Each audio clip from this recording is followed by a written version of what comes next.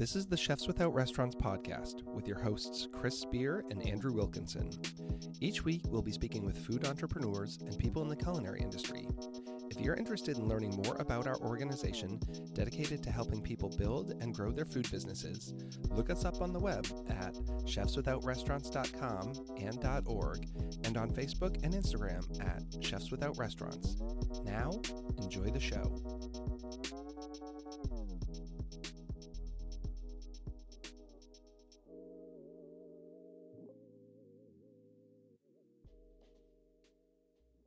This is episode 27 of the Chefs Without Restaurants podcast. On this episode, we have Drew Pumphrey.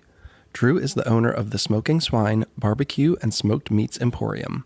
His food truck is based out of Baltimore, Maryland, and services the surrounding areas. He recently began working on a brick-and-mortar restaurant, which is currently operating on limited hours, but will be fully operational soon.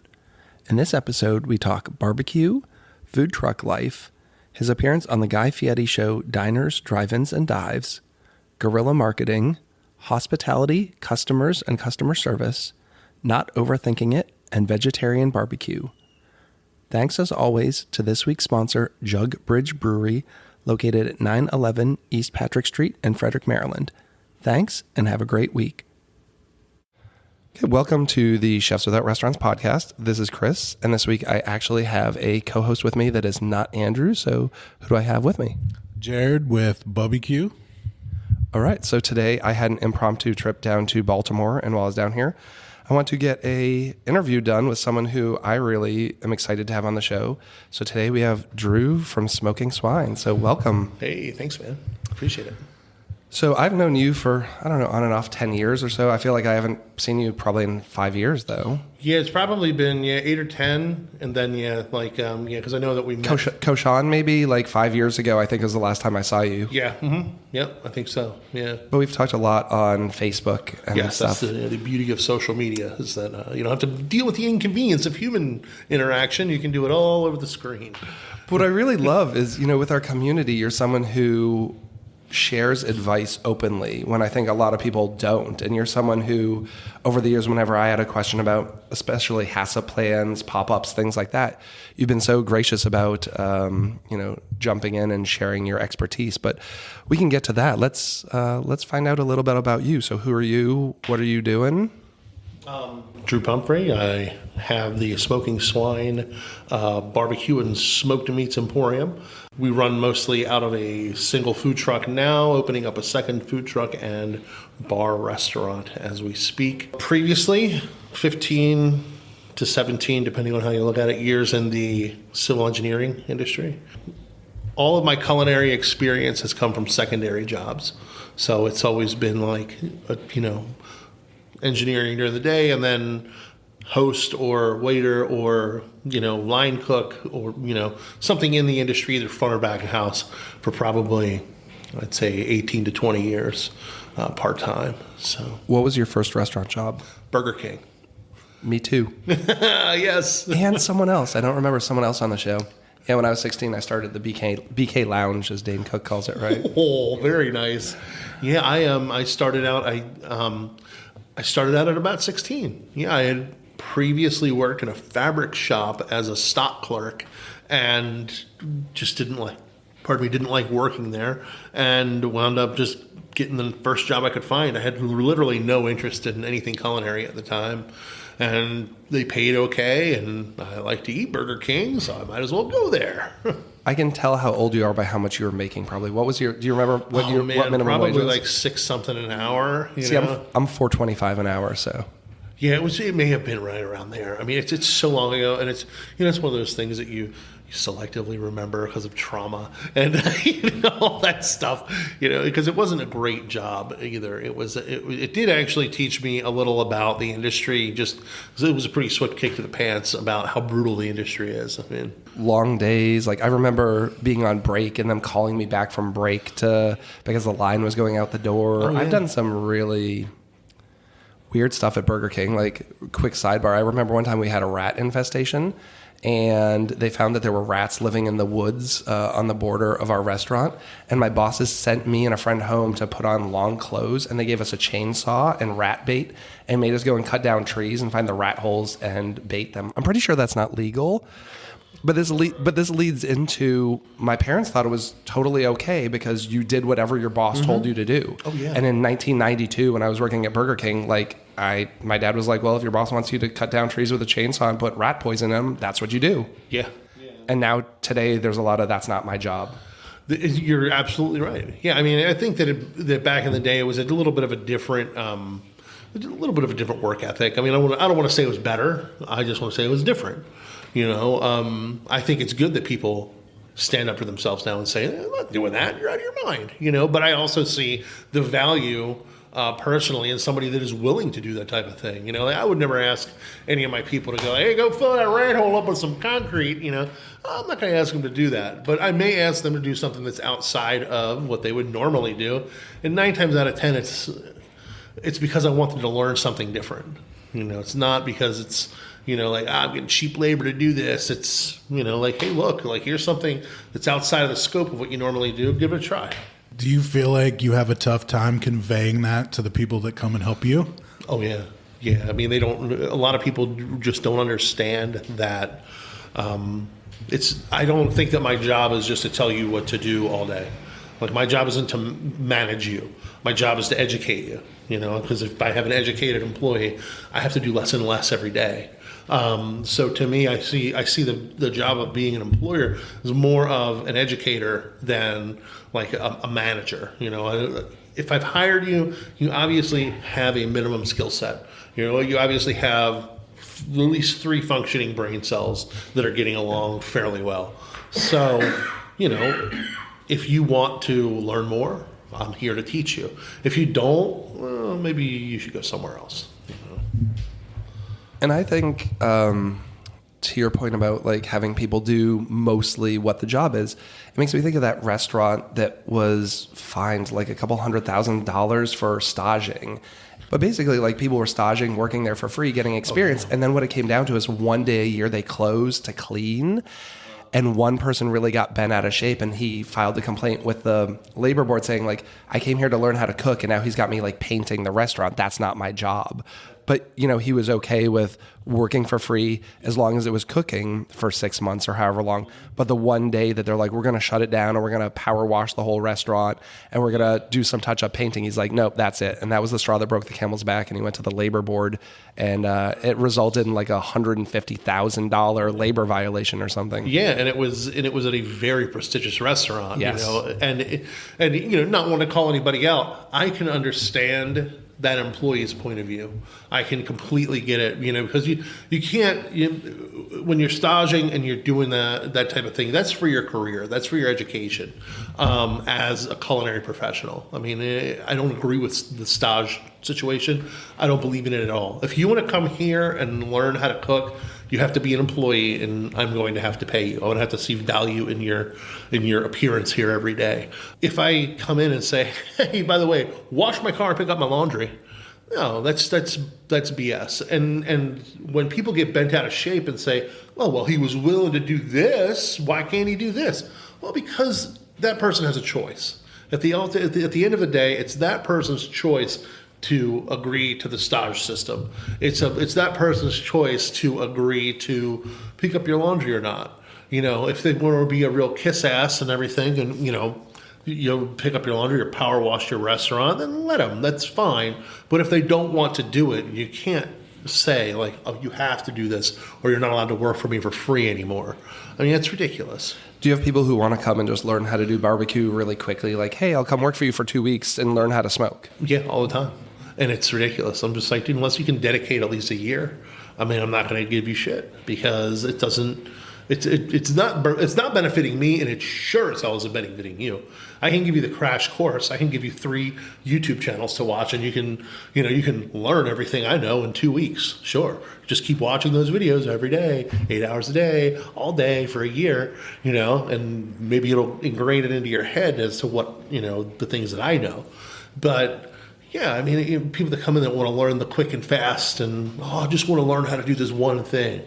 maybe you should look somewhere else, you know. So you said you didn't want to get into food, and here you are. So did you jump right into barbecue? Like, what was your path that led to eventually having the Smoking Swine? So I wound up, like I said, I worked in civil engineering for a very long time, and then the crash kind of happened in '08, and we were very much based in residential development. So nobody was buying houses. The company that I worked for went under, and I wound up having to get a job basically just to save my house. You know, my wife was working a really great job at the time, which thankfully was not affected. And I wound up getting a job at Sears, I believe, fixing lawnmowers, because I had some mechanical background right when I was in high school and had just gotten out of high school. I also worked at a hot rod shop, like building engines and transmissions and stuff. So I had some small engine repair experience. So I did that I got into that, and within a month of working there, I knew that it was not what I should be doing. It was really long days. And I mean, when I say long days, I'm talking like you would start at 7 a.m. and some days you're not getting back to your house until 9, 10 o'clock at night. And you had to work 6 days a week.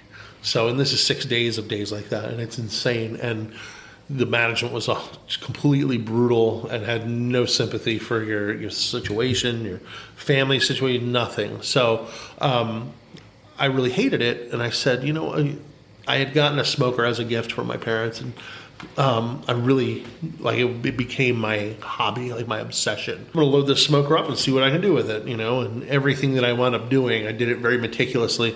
I took tons of notes. I mean, I've got, there's composition books full of like what to do, what not to do. Like this worked, this didn't work, like just documenting all the successes and failures that went on, through my process.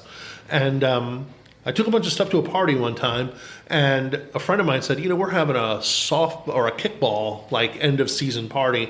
Would you mind doing the catering for it? And I had never done anything like that before in my life.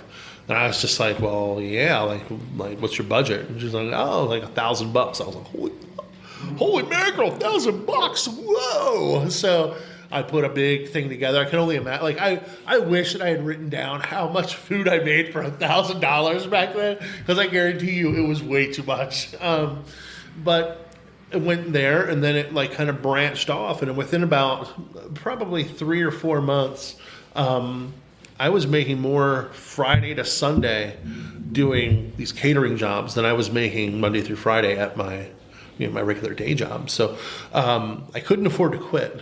So what I wound up doing was just I stopped doing my job at Sears. I just was like, I'm not going to do this anymore. It was very much an office space moment, where I was just like, I don't like my job and I'm not going to do it anymore. And everybody's like, oh, you're going to quit? I'm like, I didn't say I was going to quit. I just said I was going to stop doing my job. And it took them 1.5 years to figure it out. So I literally sat on the payroll, like rescheduled appointments. Like I really apologize to anybody that in 2011, 2012, if you got like a lot of Sears appointments rescheduled, I'm really sorry. It was probably my fault. But I learned how to run a food truck and how to exist in the food business.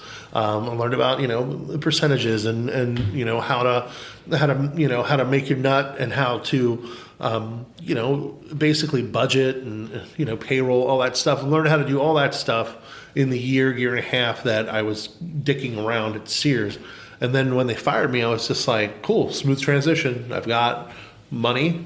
I can go buy a food truck. And when they fired me, literally the next day, I ordered my food truck. And it was here in, I think, 2.5 months. A month later, after getting all my stuff together and licensing and all that, I was on the road, and that was it. I mean, it was a whirlwind. It was just one of those things where it was, like the epiphany I had was I was sitting in my backyard, and I'm sitting in front of this smoker, smoking a whole bunch of brisket and stuff, and I'm thinking about how much I hate my job. And I thought to myself, if I never had to work a day in my life, what would I do with my days? And I was just like, dude, I'm doing it. I'm literally doing it right now. And how can I monetize this? And that's what set the whole thing, in motion. What year was that you took it full time? 2012. Yeah. So, yeah, we've been in 7 years now, 7.5. So, yes, that's professionally. 2 years outside of that was, on the DL. did you have a big break or a big event or something? Or has it been slow and gradual? Or It's been, the early development was very slow and very gradual, but I feel like I had a little bit of a kind of a step up on a lot of other people, because I treated my business very much like I come from the like punk rock DIY scene, the whole like self-promotion stuff. So I came from that world in my leisure, and I said to myself, you know what, before I'm even telling anybody that I have a food truck, I'm going to go get a bunch of stickers made. I'm going to go get a bunch of bumper stickers made. I'm going to go get like a whole bunch of slaps that I can put up on anywhere. And then, you get stickers that say, "Who the fuck is a smoking swine?" And you put them all over the place in Fells Point. You put them all over the place in Canton. And you start wearing smoking swine shirts, and you get 100 of them made, and you give them to all your friends, and now they're all wearing them.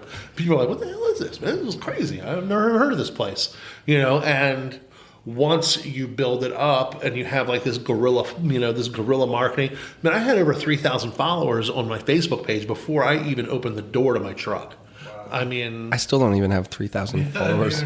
Yeah, I'm just shy of 30,000 right now on Facebook. So a lot of that has to do with outside influence. So a lot of that I can in no way take credit for all of that. But yeah, doing it that way. I mean, it was the only way I knew how, and it really helped us out initially, because I went to the communities that I've always supported, and I've always looked for them to support me back. So like my first day out was at Auto Bar, and it was like on a Tuesday night, 2 for Tuesday, and it was a lot of art kids and stuff, and a lot of people that traditionally are not spending a lot of money on things like barbecue. But we went there and we had a huge turnout, and we did great. And it was our first night of service. We had no idea what we were doing, and man, we crashed and burned so hard so many times in one night. But everybody was cool about it. Everybody was like, "Dude, it's fine. Take your time. It's not a big deal."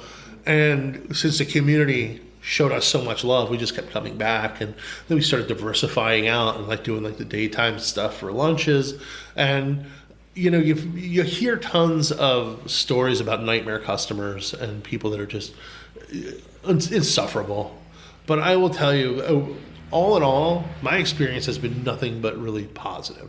I have had a couple people that I've had to eject from the line, and I've had to deal with online BS, but overall, I mean, it's been really good. But I've got a guy that came up to the truck, and he got like we have like a sampler platter that has like all 3 meats and 2 sides, and like it's basically just like an offering of like, hey, this is basically what we're about. And he got it, and it was shit. Like I had somebody new on the truck with me. I didn't check it before it went out. Like the brisket was like almost all fat. It was not good. Like the pulled pork was cold. Like, and he brings it back, and he's like, "This is terrible." He's like, "This is absolutely terrible." I was like, "I am really sorry." Like and I checked it out. I was like, "Dude, you're right." I was like, and he's like, I'm gonna write it up on Yelp that way too. And I was like, "That's fine." I was like, "Because we deserve it." Like I'm not gonna dodge it. I'm not gonna try to I was like, leave your review up. I was like, but just in full disclosure, this is a bad experience, and I can tell you right now that this is not the experience that we want you to have. Like, if you come back again, I will take care of you and to show you exactly what it's supposed to be. And he came back like 3 weeks later and gave me 3 stars. And it was like, in the write-up, it was like, would have given 5 stars, but was out of soda or something like that. And I'm just like, never again. Never again. I don't give a shit if you find a way to give me -5 stars, kiss my ass. I don't care. I feel like if a lot more business owners would own up to it, like what you were just saying, like, yeah, this was shit. I'm sorry. Let me fix it for you. That's the best way to hold a customer coming back to you, knowing that you took what they had to say in consideration, and you're going to go above and beyond to fix it the next time around. It's a huge, humility is huge and rarefied in this business. I mean, you think about a lot of the chefs that and I'm not talking about like barbecue guys. Well, some barbecue guys, but like the quote, like I call them real chefs. a lot of them have enormous egos, and I mean just like insufferably large, cannot do any wrong, like, no, it's that way because that's the way I want it to taste. There's a restaurant in Frederick. My wife and I haven't been back, and it's been almost 10 years. We went in and we ordered mussels, and they had Old Bay on them. And it was like someone just upended the whole container. It was inedible, salty, spicy. And we said to our waitress, we got these mussels. This doesn't taste right. There's a ton of Old Bay. She said, I'll take them back. Takes them back. 30 seconds later, comes back with the same bowl and puts them on the table and says, the chef says that's how they're supposed to be. Cool. No. Check, please. We're done. And never went back. Exactly. It's like, even if it was how they're supposed to be, you're not going to fix it for us? Yeah. Okay, fine. I'll pay the $14 and whatever. I'll even still tip the waitress, but we're out. And that was like 10 years ago, and we haven't been back to Bushwallers in Frederick, Maryland. No, I don't blame you. I mean, that's the thing, is that, whether you like it or not, as a chef, you are part of an integral part of the hospitality industry. And I take professionalism within the industry very seriously. I mean, I don't take a lot of stuff seriously. Like, I like to joke around and make fun and make light of a lot of things. But I feel like in our industry, that is the best part. The humility is the best part of the industry. The point at which you can make a mistake, because we all make them. The point at which you can make the mistake and someone calls you out on it and you can say, I'm really sorry. You're right. You're absolutely right. I did that wrong. Because in your mind, you thought you were doing it right. And you would have continued on that line of behavior. If and that person comes to you with a legitimate complaint, then God, thank you. That's awesome. Yeah. I mean, I had a customer when I was first starting out, like figuring out, I bring all my stuff to my customers' homes and I have all these bins and stuff and there's no way around it. And I had done a dinner, and then the next day she messaged me and said, dinner was really great, but I just felt like my kitchen looked like a junky bomb. And, I had guests over and you had your stuff all over the place. And I really think you need to work on that. And that was something that I took to heart because I had been doing this for 3 years or so, and nobody had ever said anything. And it made me really think about like my setup. And I can't make your kitchen look like a bomb went off. Even though I need to bring all my pots and pans and china and food and stuff, I had to figure out a way to be able to prepare food in your home and then not make it look like a disaster area. But she was the first one who ever said anything. I was like, yeah, you're totally right. Yeah, advice like that can go so far into making your business better. I mean, you took the advice, and I'm sure you have like a streamlined system now that you just roll in and you're like, boom, not only is it probably easier to use, it looks better, and that's important, taking it, I hate the entire culture that I feel I feel like it's always been around. I feel like it's less so now, but I hate the kitchen culture of it's us against them. It's us against the customers. It's like, no, dude. Like, literally, they're paying for you to be here. Like, it's you and the customers against maybe management. It doesn't have to be about either one. It can really just be all of us working together to give someone a really good experience that you can feel good about later. But, you wind up with people in the kitchen sometimes that are just, they have that mentality of like, nah, screw these guys. They think they're better than me. I still see it all the time. Yeah, it's aggravating as hell. It's and I had to let a guy go. I had to let a guy go over that specific thing because we were out. We were doing a service. We were doing a service in up in Moncton at a brewery. And a guy came by and he spent like over $100 on him and his family to get food for their dinner. And they got all the food and everything, and it was fine. Everything looked great going out. And he came back and he was just like, I'm just letting you know. He was like, everything was good, but it was cold. Like, everything was cold. And they were the first. They were the first customer of the day, and working out of a food truck, and it was very cold that day, and just something happened, and I was an absentee owner for a moment, and this got by, and my first reaction was, I am really sorry. I'm going to refund everything that you bought. There's no excuse for that. It's not the experience that we want you to have. We want you to leave here and just be blown away by how great everything is. And I'm not going to charge you for an experience that's anything less than that. And the guy that was working for me, like literally is like, oh, that's bullshit. Everything was fine. He's lying. He's trying to get free food. Like with the dude as far away from me as you are, you know, and it might as well have been the three of us sitting there. And I'm just like, you're fired. Get the fuck out. Like, you can leave now. Like, right now, you can go home. Like, he couldn't believe it. He's like, oh, I'm just looking out. I'm just looking out because customers always trying to get one over on you. I'm like, not really. How quick did that guy ask when he was getting paid and after you told him he was fired? Oh, he didn't have a chance. I peeled it off right there. I gave him the money. I was like, here's cash, man. Just get out. You're done. I don't know how you get in that negative mindset. I had someone who worked for me when I worked not in my own business, but she was the front of the house manager. And like a customer would come in and say, I don't really like anything on the dessert menu. Can I get some fruit? Nope, it's not on the menu. I was like, I don't understand that. Like, go in the walk-in and get an apple or some cup. Like, we have it. And they always have these weird excuses, like they globalize everything. Like, well, if they want it, everyone's going to want it. No, they don't. People are still going to get the chocolate mousse. They're going to get the cheesecake. Like, they're not going to stop ordering chocolate mousse to get an apple. So get this woman an apple because she doesn't want anything else. But I just don't understand that mindset of like the lording over the power of that's not on the menu. I'm not going to get you some fruit. Well, that's exactly what it is too. Is that you have a lot of people. I mean, like let's face the true reality of our industry. There are two kinds of people. There are the people that know they don't have like a formal education and are looking for something more, looking for like a street smart education, whatever, like an industry-wise education. And then there are the people that come in and have the attitude of everybody thinks they're better than me just because they got this GED or they got this college diploma. And it's just like, and they have the mindset of, I'm going to show them who the boss is. Tell me what to do. Well, you're in the hospitality industry. Actually, your job is to be told what to do by literally anyone with money in their hand. Like, and if you don't like that, get out. Like, I understand that, like, if you're a really good waiter, you don't need a formal education and you can work in a great restaurant and make a wonderful living.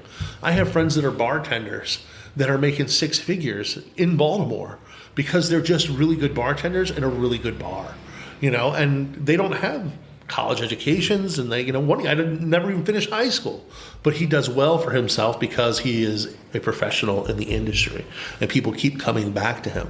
But when you have people like that, I mean, it's just if I hired someone that pulled some shit like that, they'd be gone first of all. But I would seriously have to look at myself as like the manager that hires people, say, what the hell? What did I look past to let this into my house? And that's one of the reasons I think I had to leave there, because I was in a middle management position where I wasn't the final call. And HR was not in agreement with me. My general manager wasn't in agreement with me. It's like, your whole program is going to go down in flames if you allow these people. And we had really only a handful of about like 5 toxic people in a food service department of 100 plus. But those 5 people were running the show and they were in some key positions. And the general consensus was, it's so hard to find people these days. And if you let them go, we're not going to have a front of the house manager. It's like, well, that person is going to destroy our business. And we had a sous chef who was of the same mindset. And I was just like, I can't change you guys, but I cannot stay here and be part of this environment anymore. No, I completely agree with you. I mean, and that's what separates the wheat from the chaff in my mind. I mean, if you as a professional can't stand the people that are around you, not because of an inferiority complex, but just because of the way that they act within the industry. I mean, that's a perfect. I want those people to come apply for jobs with me. Or if you're in a position where everyone around you is a jerk, give me a call. I'll decide if you're the jerk or if they are. and if you're not, then I'll hire you. But yeah, it's tough.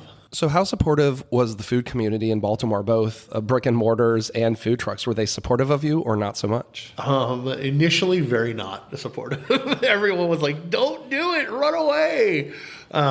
People were very much begging me to not. They're like, look, everybody told me, don't start a food truck, don't start a food truck. And it very much reminds me of like the scene in Fight Club where he's waiting on the front step for 3 days. And, and that's the way it was. I mean, like I went around for 3 months saying, yeah, I want to start a food truck. I need help. I went to Damian Bohager, who runs the what are those things? The food truck, the little food truck festivals that they have, the Gathering, that's what it is, and the Taste of Three Cities. Like initially I went to him and he was like, don't do it. It's a bad idea. Just get a carry out, do anything but this. It's so hard. And then I went to people like the Gypsy Queen and Cooper's and, these people that I've known like for a long time, and I trust their opinions, and they were all just like, dude, don't do it. And then when I called them up, I was like, well, I ordered the trailer, so it's happening. And they're like, well, all right, so now that you're in hell, let me show you around, and they basically, and after that, after I had shown that it was not just a bunch of talk, that it was something that I really did want to do, the community opened up like a book. I mean, it was just, we had so many, and the great part is that at the time, there were only, I think, maybe 5 or 6 food trucks in Baltimore, other than me. So, how many are there now? Oh man, like upwards of 70, I think. Yeah, I mean I think it's like up to, I think it's like 70 some in Baltimore City, but that's by the numbers of licenses that are out there. So it may be far less because they may be on the road or may not be on the road, or maybe a hot dog cart or whatever. But as mobile food vendors go, I think it's up in the 70s right now. Do you see them often come and go? The secondary equipment market is thriving in the food truck industry. Yeah, I mean, it really is. And that was one of the things that, the community pointed out to me. They're like, look, don't be a statistic, man. Like, get your numbers right. Figure out what you got to do. Like, and one of the great things is that I was in a position when I got in to where for the entire first year, I didn't have to make a dime. Like, I had money set aside to live off of. It was budgeted. It's like, look, I've got this nut. I can't touch it. Like, this is going to house payment, BG&E, car payment, all that stuff. I've got that for a year. Now, I've got this other little nut over here that I can chip into for whatever I need for the business, like all my food supplies and licensing and things like that. And I'm really in debt to myself because I couldn't have done it without that lead time. Like it's like any new venture. You need to get traction. You need to get feet on the ground and people interested in what you're doing. And that takes time. And time in this business is money. And you just basically have to keep loading up the cannon and shooting it at the public, just over and over. And it's a business. I see so many people starting these things and they have zero business experience. And you might be a great chef or a cook, or it seems like there's people getting into it who've never even worked in food service. Like, they just think it would be so cool to have a taco truck, and they get a taco truck, but they know nothing about anything. They wouldn't know how to repair the truck. They have no marketing skills. They don't understand anything about anything really. And I just can't believe these people just willy-nilly buy a food truck. Yeah, it's really amazing to me because we've had so many people, being the former first vice president of the Maryland Mobile Food Vendors Association, you get phone calls and emails constantly like, my husband and I are getting ready to retire from the IRS after 48 years of service, and we want to start a food truck and do coffee and donuts and little cakes that I like to make my own. What advice can you give us? I'm like, fuck off. You don't want any part of this. You're like, what are you, like 80 and you're trying to start a food truck? I mean, it's one of those things where it's like Anthony Bourdain in his Medium Raw. He had this whole list of things to not do if you want to be a chef. And it was basically like, and my favorite one for so many reasons is always, you can't be fat and be a chef.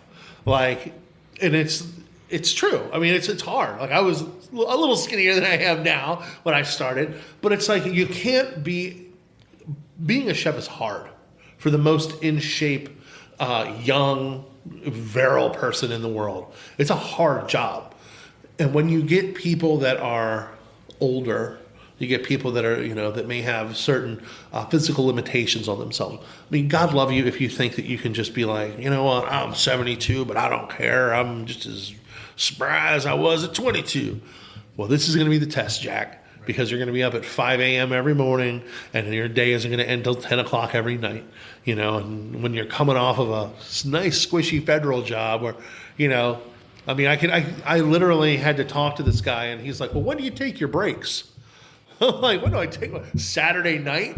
I don't know, man. Like, what are you talking about? What is a break? Like, well, for lunch, it's a legal obligation. You have to give an hour for lunch. I'm like, oh, I'll just do that at 12. Well, what do you do about all your people that are coming in for lunch? Fuck them. Sorry, folks, standing in line. It's 12 o'clock and you guys want lunch, but we're going to go ahead and take ours now. So be back in 15. Just flip the sign. I never thought it would be easy having a food truck, but I thought it'd be cool. And it was probably like 12 years ago. I went to a Star Chefs conference in New York City, and Chef Jeremiah was there of Gastropod, who, one of the most well-known, I think, food truckers, especially at the time. And he brought his Airstream there and parked it in the middle of the convention with serving food. And I said, oh, I'd love to have a food truck. He's like, it is harder than any restaurant. He's like, I've worked in Michelin star restaurants all over the world. He's like, if you're going to do this because you think it's easier than working in or running a restaurant, you're wrong. That little trailer I have is more work than anything I've ever done anywhere else. Yeah. And that's the funny part, because I've only worked in a kitchen as a line cook. I would say I have a solid, if we're talking 60-hour weeks, I would say I have a solid 3 months of experience over probably 2 different restaurants. And it was very much hey, can you jump in and do this even though you're the bouncer? Can you jump in and do this even though you're the host? Yeah, no problems. I've always wanted to chip in and help where I can. And I will tell you what, I have been in friends' restaurants now after doing this in the trailer, that they have enormous, expansive kitchens and 15 people, rocking and rolling, and they're doing 400 covers a night. And I'm looking at it, and I'm just like, you're doing 400 covers in a night. Okay, so you're doing your covers from 5 to 10. So you have 5 hours to do 400 covers. That's bullshit. That's nothing. Like I'm doing 150 covers an hour. And that's with 2 people in a truck. Like, why do you have 15 people only doing, is this why I'm paying $38 for this 8-ounce steak? Like, are you out of your mind? But it is absolutely one of those things where there's a lot of misconceptions. People think, oh, it's all cute and it's got a little cute wrap on it and it looks all neat and everybody seems happy. Well, you have to seem happy or nobody's going to want to come buy your food, first of all. Who the hell wants to come up to an old curmudgeon, and buy their food? They don't want to do that. So what are your biggest challenges today now that you have established yourself a little bit? Like, keeping it going. It's one of those things like baseball players and, football players always talk about it. It's that fear of loss. You have that ongoing, like you hit this mark. You hit we did diners, drive-ins, and dives 3 years ago, and that was when I was 3 years in. We did it. I wanted to hit it at 5, and I wound up hitting it 2 years early. So that blew my mind, first of all. But ever since then, you chase the dragon. We've always gotten a lot of press and things like that. But the hardest thing for me to do is I am definitely vain when it comes to my business. When it comes to personally, I don't care. But the business to me is an extension of myself. And when I get press, I want more.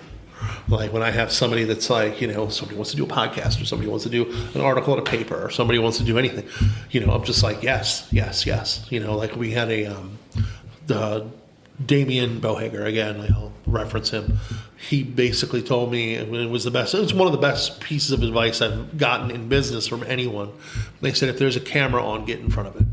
Like that is it. Like you have to put yourself out there because nobody's going to do it for you. And that's the hardest part. Like if I don't get some type of press or some type of mention or have a rerun of my episode on dives, I get antsy. Like I get oh shit, maybe I'm falling into obscurity. I can't do that. This is, there's nobody to pull me out of it but myself. Because everyone's looking for the hot new thing, right? Like at some point it's like, oh, I've been there 5 or 6 times. Let's go check out the new place. Baltimore is infamous for that. I mean, that's always the joke in Baltimore. People in Baltimore will go to the opening of an envelope, but they won't stick around to read the letter, and that's the thing is that, when I first opened up, we had a ton of people coming by that were just like, man, we read about you in the paper. We read about you here, there, whatever. And now it's not that way. I mean, we rely a lot on repeat customers. Like, I think it's somewhere like the demographics on my POS tell me that it's about, we have about a 60% return rate for customers, which is phenomenal. I mean, 30% is good, but we have a 60% return rate on customers. So we have a 40% of our customers every day are brand new. And, we usually do about, I don't know, like maybe 80 to 120, 130 customers a day.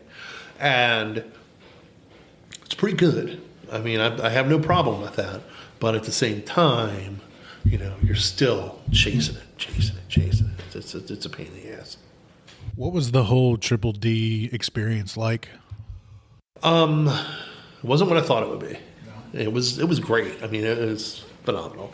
But it was a situation where, we got a phone call from their production offices. Did a interview with them over the phone. They were like, hey, look, we're looking at you, and we're looking at like 4 other places in Baltimore right now. But, my friend Chad Wells, he was working at the time at Alewife. That's the one on Utah Street.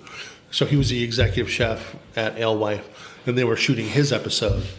And for whatever reason, and I didn't even know him very well at that point. We had just known each other in passing and like professional courtesies. They were like, who else should we see in Baltimore? Who's a like a real weirdo that's doing crazy stuff that would be good on television? And he was like, you got to talk to my buddy Drew.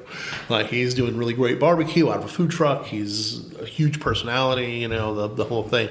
And it wound up, and they called me, and we went through 2 months of interviews over the phone.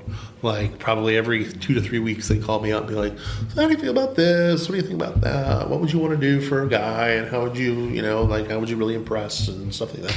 And it was, at the end of the day, they picked me.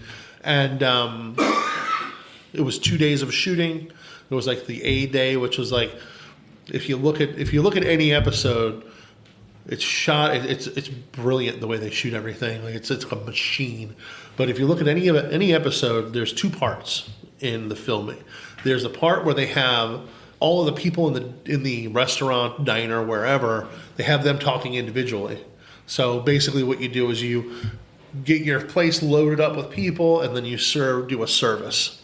And the camera guys are there, and they tape you making the food, and then they tape the responses from people in your restaurant. And then they have a second day where they tape you doing the food again with Guy, and then they have Guy talk to people and talk to you. So, like, those 2 days, they came to us at our busiest time of year, and we literally had like 4 catering jobs a week for 6 weeks. And we're just like, look, like, you're going to have to work around our schedule. I'm really sorry. They're like, oh, well, we usually do like A day on Monday, B day on Tuesday. I'm like, well, you're going to have to do like A day on Monday, the 2nd, and then B day on Thursday, the 23rd, because, like, my schedule's too booked. I can't, like, unless you want to pay for one of these people to go somewhere else, which I don't think any of us we want to do. But yeah, we wound up coordinating actually with them, and we shot our episode with the part that had Guy in it. We shot that in the back parking lot at Miss Shirley's the same day that they were shooting the Miss Shirley's episode. So it was like literally he came out of the Miss Shirley's into my truck. So if you ever see the Miss Shirley's episode, he's wearing the same exact shirt as he was in my episode. So, but yeah, I mean, it was a great experience. I mean, that dude he is amazing. I mean, people treat him like shit. Everyone I know, as far as a chef who's met him, talk about how great he is because, like in the public, he definitely has he's got a personality. Yeah, he has a personality, and it's show. Yeah, well, that's the thing is that, I mean, the way I look at him, man, he's a genuine article. I mean, the way he is on TV is the way he is. He's not putting on a show for you. He's just being himself. And as long as you're being your genuine self, I don't have a problem with you. I don't care if you're a big doucher or you're, like some fucking weird nerd kid or whatever. I don't care as long as you're giving it to me honest. And that was the thing with him. I mean, if you just sat down and looked at a resume from him, you'd just be like, holy crap, this guy's done a lot. But people discount all that because of his spiky hair and because he wears, weird clothes or, he's got a whole bunch of bling and he's, He takes you to Flavor Town. He puts it on a flip flop, yeah, exactly. I mean, these are the things that, that are just the stuff on the periphery that really, I think, they kind of distract you from the actual merit that he has as a chef. I mean, he is a great chef. I mean, there's no two ways about it. But he's a great person too. I mean, he was more than forthcoming with he's like, hey, if there's any, he's like, we have a competition barbecue team. If you ever need any advice, because he was talking to me, he's like, yeah, you should compete. You should do competition. And I'm just like, I can't. I don't have the time.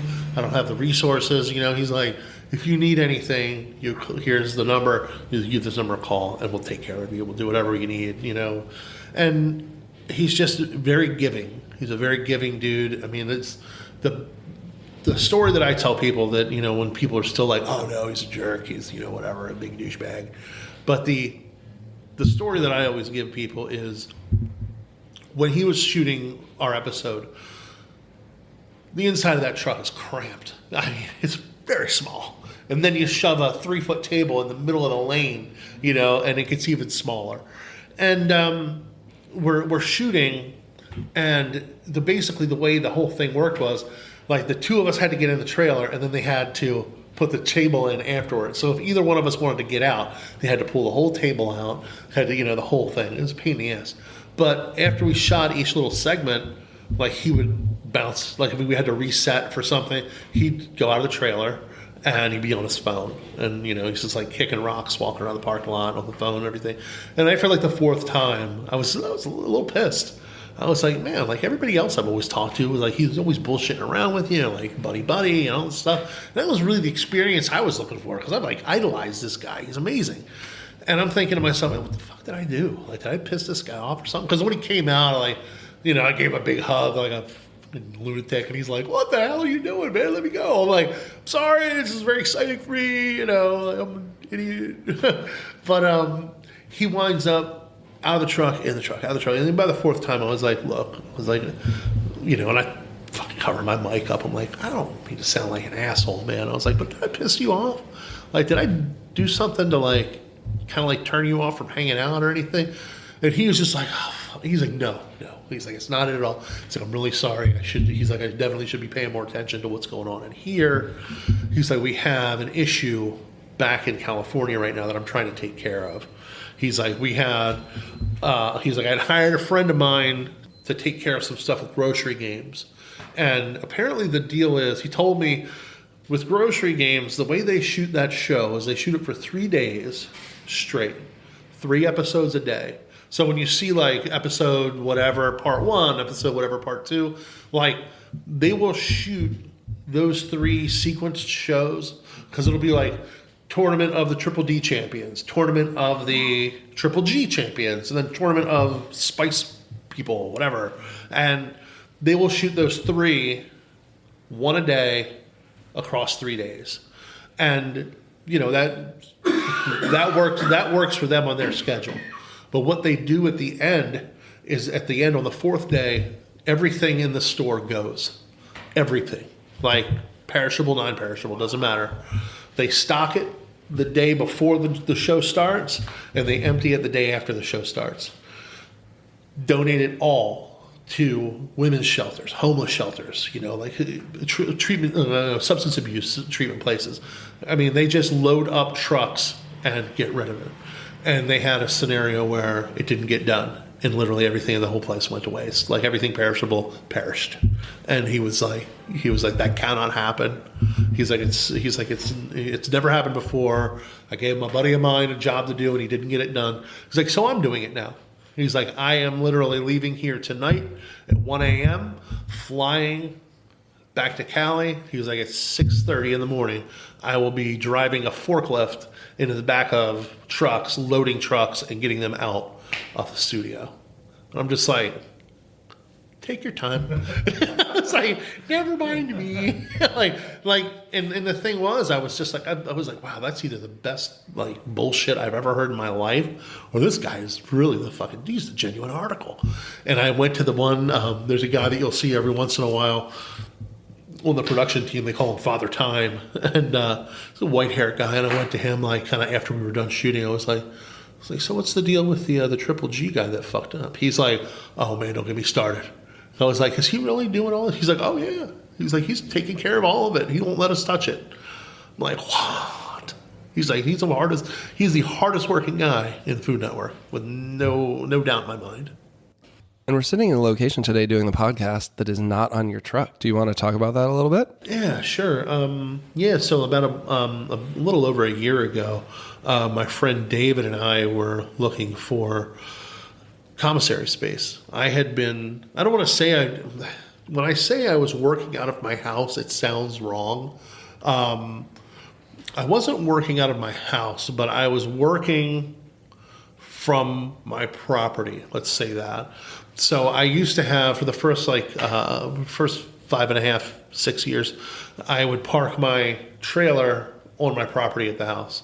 And then I would do all my prep inside the trailer.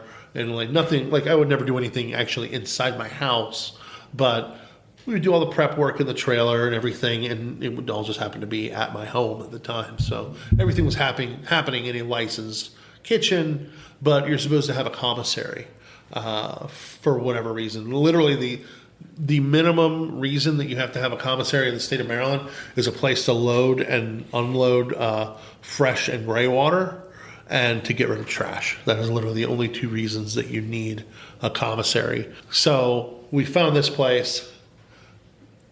The price was right. Has two really big kitchens. It's got everything you need in it.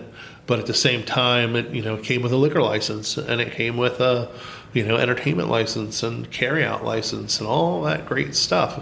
We hope to be open sometime early to mid-April. It's big pain in the ass, but So is it going to be a sit-down restaurant, carry-out? kind of both. It's going to be kind of a hybrid of all things. Right now, we run Saturday service. I have a little on the side of the building, right on the sidewalk. We literally have a walk-up carry-out window with a little awning over it. So on Saturdays from 2 to 11, or from 11 to 2 rather. From 11 to 2, you can walk up and just order whatever you want off our menu, and it's there. Or you can go online and order it ahead and pick it up, whatever you want to do. But once we start the bar going, we're going to be open for, it seems like right now we're going to be open a couple days a week. And I think that Saturday is the only day that we've definitely agreed on. I'm going to be open on the carry-out side from 11 to 2, but everything will also be available in the bar. We're looking at being open from 11 to 11 on Saturdays. Just, we don't want to be open too late. We don't want to open up super early. We're not doing a whole lot of sports stuff or TVs or any of that crap. It's just kind of like a hangout bar. As my wife calls it, it's a pop-up bar. And it looks like the place you would walk in and see your grandfather sitting at the bar with an old-fashioned or something, which I like. That's very cool. I love the vibe, but I'm excited to come back and get some barbecue here. Yeah, it's going to be an interesting time because we're going to have the barbecue thing going on, and then we also have Dizzy Cow Pizza here. So we're actually going to be doing wood fire pizza also. So that'll be interesting. We'll see how that goes. So I feel like a lot of people that want to do the food thing really overthink it. They really put too much thought into things like, I have to have a mission statement, and I have to have, I have to get all this, I have to have all the right things for all the right people, and I have to have the right look and the right this and the right that. And I think to myself, there used to be a place called the Dixie Pig in Queenstown, Maryland. It's right around the corner from where I grew up. And this place was around a very long time, and it was an older black gentleman that had basically an outdoor cinder block pit that was super long, and he was doing basically whole hog and whole chicken and rib, Carolina style barbecue. So he's got a big burn barrel, shoveling coals, the whole thing. And that went on for years and years and years. I think the guy stopped in his 90s, and he put like a dozen grandchildren through college doing that. But that guy didn't worry about where am I getting my linens? Who's my table service? Oh my app to go. Nobody give a shit about that. I still go through that with my own business though, because as a personal chef, I'm not a caterer, and I've said I don't really care about table settings and front of the house. I want the service to be good. I want it to be about food. I want to have a good time, but I don't bring tablecloths. I don't bring chargers. I don't bring fancy stuff. My china is mixy matchy from Goodwill because it keeps my costs down. And I wanted to run a profitable business that I could do for a number of years. And I just think so many people start hemorrhaging money early because they're buying Steelite plates that are $25 a plate, and they're getting these fancy linens and doing all this stuff. And I think you can have a good meal and a good experience and delicious food without having to have all that. I'm not saying it's going to be a messy table setting, but I just have very little interest in a very intricate place setting at the table. Yeah, I mean, when we open for service here, we don't have china. We literally are doing everything on baking sheets with butcher paper, traditional barbecue style place settings. But that's so hip right now anyway. It is, and that's what pisses me off, man. People are like, "Oh, that's so cool and trendy." I'm like, "It's not trendy. It's been going on for 50 years." Yeah, and that's the thing. It's people when we did all the pallet wood in this room and everything. I think it looks great, but so many people are like, "Oh, it's so trendy right now." I'm like, "This isn't because it's trendy. Literally, all the wood in here cost me $40.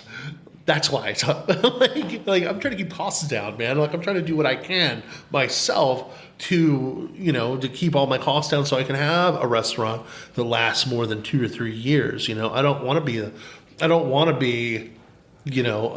place there have been I don't want to be a dinosaur barbecue. I don't want to be an Oliver Speck. I don't want to be, I don't want to be the Heavy Seas Brewery, restaurant. I don't want to be these places that come in and try to do low country or what I like to call poor people food, barbecue and stuff. You can't have a $26,000 a month nut on your rent and serve barbecue. You cannot do it. I'm sorry. It's insane. And my friend Jessie was the executive chef at Oliver Speck, and the fucking food was out of this world. It was amazing, but the overhead for the place, for the location, was insane, and it couldn't sustain itself. But now she's figured that with what she wants to do, she loves low country cooking and stuff, what she wants to do, she's going to open her own place now, and she's going to be able to control those costs. And that's what I've tried to tell people the whole time. It's like, look, man, if you're a chef and you're serious and you really want to get a place going, then you got to open your own. Don't rent. If you do rent in a shitty area that you can get a really good rental rate, because that's what I did. And I tell you what, it doesn't matter if I sell a single thing out of the front of this door. The food truck 3 days a week out on the street takes care of this place, and I never have to worry about it. But yeah, it's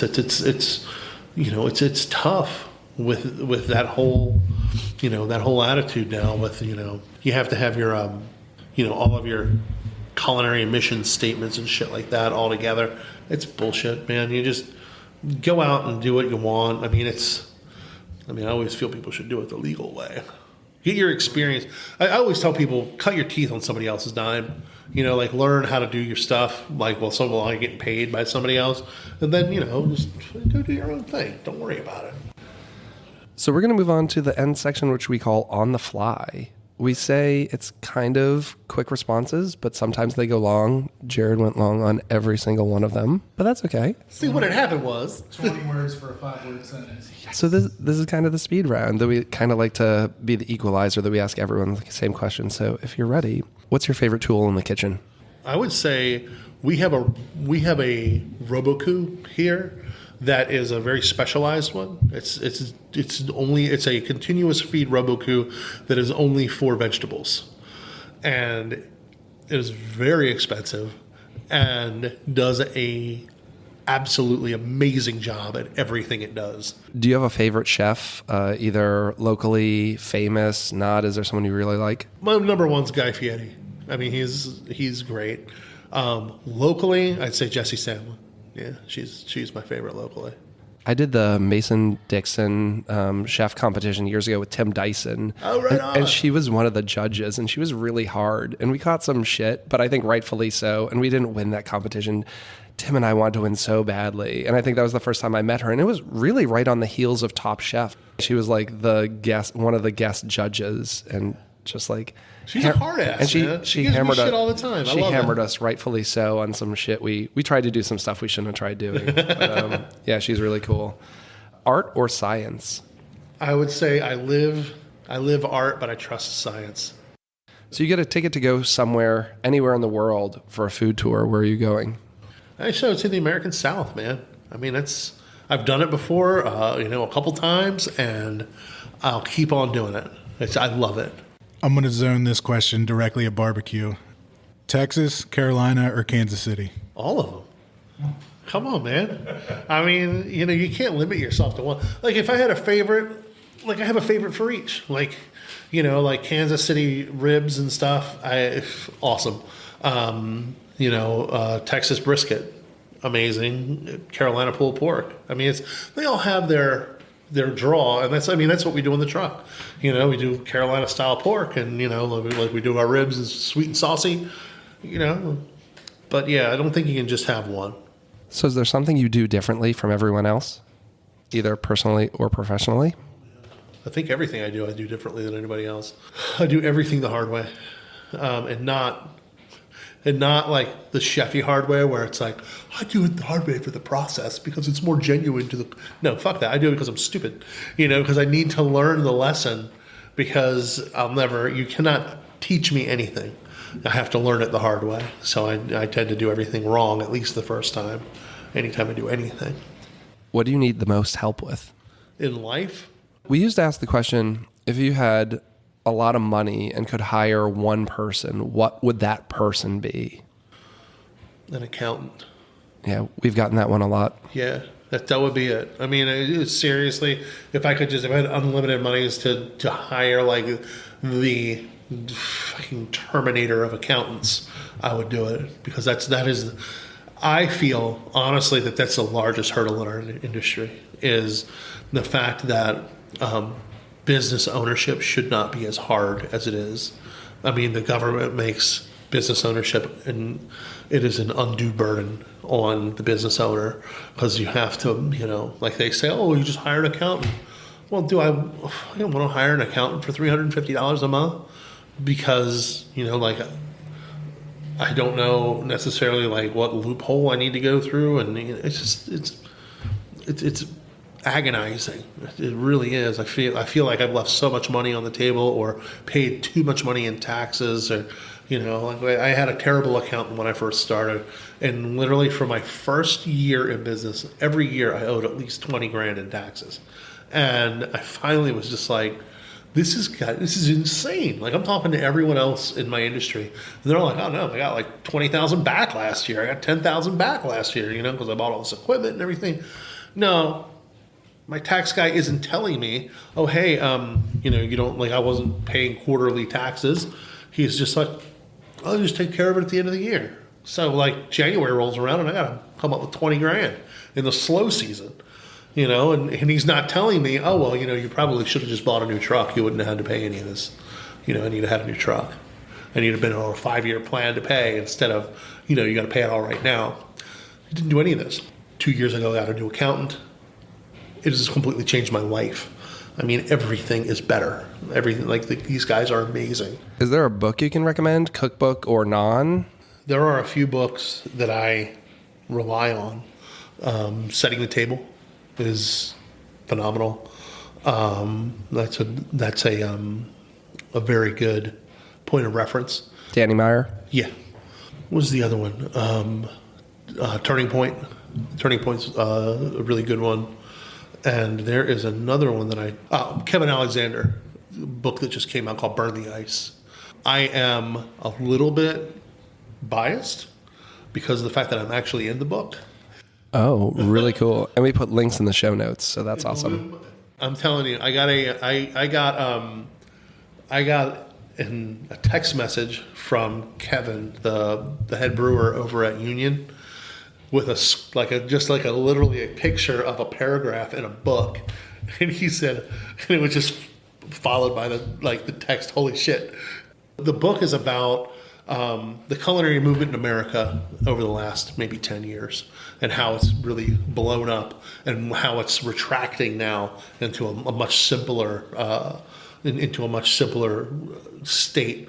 And he wrote a couple chapters. There are chapters about basically the innovators, and he has a chapter on Guy Fieri, and he mentions my business as like one of the businesses that has really flourished because of that. And I absolutely couldn't believe it.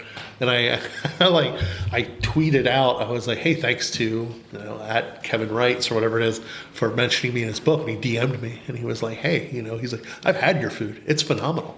And I'm just like, you're like a New York Times writer or something, right? I was like, do you have any favorite culinary resources, websites? Absolutely. There's a great website for barbecue people called AmazingRibs.com. It's an industry standard. I think it's great. I got a lot of advice when I first started there. A lot of my sauce recipes are based in whole or in part by some of theirs. Yeah, I mean, that's really the one that I go to a lot. You're not trying to do modern barbecue and really fancy, interesting stuff. And that, there. See, this is where I want to throw people under the bus. This is where I want to get juicy and just be like, and this son of a bitch, But it's, the modern barbecue thing can suck it. I think it's bullshit. It's like somebody showing up and being like, look at this brand new wheel I made. So much better than the old wheel. It's like, oh, wow, it's still round, huh? No. My wheel's a triangle. It's like you're trying to fit stuff into a culinary movement and it just doesn't belong. I'm sorry, man, but pork, beef, chicken, that's it. That's all you need. I don't need you to come at me with some, I don't need you to smoke me racks of lamb. I don't need a pulled lamb smoked sandwich and, man, no. How about tofu? God, come on. No. I would say you could probably get away with tofu if you were a pho restaurant and you had some one of those the tea box smokers and you're just doing it to impart a little flavor to it. But man, no, I'm sorry, the vegetarian barbecue thing, find your own wheelhouse, man. Get out of my industry. I can't take it. It's just I have no problem with vegetarian food. I have no problem with vegan food. I think it's phenomenal. I love vegetables. I think they're great. But let vegetables be vegetables. You don't need to tell me that this mushroom really eats like a steak. I don't need that. That correlation makes no sense to me. And basically, what I hear when you tell me that is, look at this bullshit I'm trying to make you eat and pass off as something else. No, you don't need to do that. Just tell me that this mushroom is amazing. You should try it. It's great, big depth of flavor. It's got very complex level. Awesome. I will gladly eat a dozen of them. But when people come out and try to trick you, that's what I hate. What's the best meal you've ever had? Is there anything that stands out? I know that's a really tough one. I don't know. Favorite meal? My mom used to make, when I was young, she used to make it was kind of like a stew. It's called poor man's stew. And it was it's the most simple, ridiculous thing you've ever heard of in your life. But it's literally, you just take a bunch of Yukon Gold potatoes, slice them up, fry off a whole pack of hot dogs, cut into pennies, fry them all off, saute about 4 or 5 onions, just chop and saute, and you probably 5 pounds of potatoes, and you just cook them all together. You cook them all individually, and then you stick them all together, and then you add a little water, and you just let it sit. It's like a hot dog hash. Dude, it's crazy, and it is so good. And is there anything you want to be remembered for? Yeah, I'd like to be remembered for being kind. I think that would be it. Outside of that, don't really care. just as long as people think that I was nice. Maybe a little good barbecue along the way. Don't even care about that. Don't even care. No, don't care about it. Barbecue comes and goes, man. I mean, it's what I like to do. It's my fancy. It's what it's my interest. But it's not me. If somebody remembers me for making good barbecue, then that was me being kind to them by making them a meal. And that was I approach every meal that I make for anybody that comes up as if they're my best friend. They get, for that moment, they're the only person that exists to me. So make their food out the window, have a nice day. And I mean it. Where's the coolest place the barbecue has taken you? A couple of years ago, right after Triple D, I was approached by U.S. Navy Entertainment, the mess lords, who were started by Guy, and they wanted me to come out to Naval Station Great Lakes in Chicago, which is the boot camp for all Navy recruits. So they had me come out there in July, and I got to cook for 2,800 graduating recruits and their families. And it was amazing. I was out there for 3 days. I cooked in kitchens that were bigger than city blocks. I mean, the kitchen at that naval base is unbelievable. Like, you can literally stand at one end of it and not see the other end of it. And I'm pretty sure it's because of the curvature of the earth. It's insane. But I think that's one of the coolest places it's taken me. I got to cook for the entire crew of Air Force One, which was really cool. So I got to meet some cool people through there during the Obama administration, which was nice. Those are both probably the two of the cooler places that I've gotten to go. Those are very cool experiences. I find that we get to do some pretty cool stuff in the food world. Yeah, you really do. You really do. I mean, it's one of those things where I feel like I'm undeserving of a lot of the positive things that have come my way through this job, and just because I just make good barbecue. Like, I don't see it as any huge contribution to American society or to the peace process or anything like that. I just make good barbecue, and if other people see that as something that's valuable to them, I think that's great. I'm really honored by that. Yeah, I agree. So, how can people find you? Do you want people to follow you on the internet? Sure, I always like more followers. Yeah, we are at The Smoking Swine through all the platforms, Twitter, Instagram, all that stuff, and The Smoking Swine on Facebook. So, yeah, that's pretty much it. Thanks so much. I've loved following you and your adventures and getting to know you over the years. And like I said, you've been super helpful every time I've had a question about anything business-wise. You're one of the first ones to jump in there and share your knowledge. So when you talk about being kind, that's one of those things. I just love people who want to share their knowledge with people. Yeah. With nothing in return. So yeah, man, it all comes down the pipe eventually. I'm not worried. I've never been worried about getting compensation up front for help or anything like that. Just I always just hope that when my time comes, when I need help, there'll be somebody there to help me. To speak on his kindness, when I wanted to start looking for food trailers myself, I saw Drew on his Triple D episode, and I sent him a DM, and I was like, man, where did you get your trailer? And instead of sitting there on scene for weeks on end thinking like, man, this guy didn't give two shits about me, I got a message back almost immediately with contacts, emails, websites, the whole shebang. And it was like, here's your silver platter filled with my barbecue knowledge goodness, And it was almost instantly like, I want to see more of this culture out on the streets. So any way that I can help will help. And there's been conversations back and forth ever since then, even if they're just short. But there's never been a time when it didn't feel like he was too busy not to answer any questions that I had. And it's been a huge help in just starting our business up. And to me, that's priceless just as much as what kindness is. Well, I appreciate that, man. Thank you. So thanks, Jared, for being co-host this week. And as always, this is Chris with the Chefs Without Restaurants podcast. You can follow us on almost all platforms at Chefs Without Restaurants.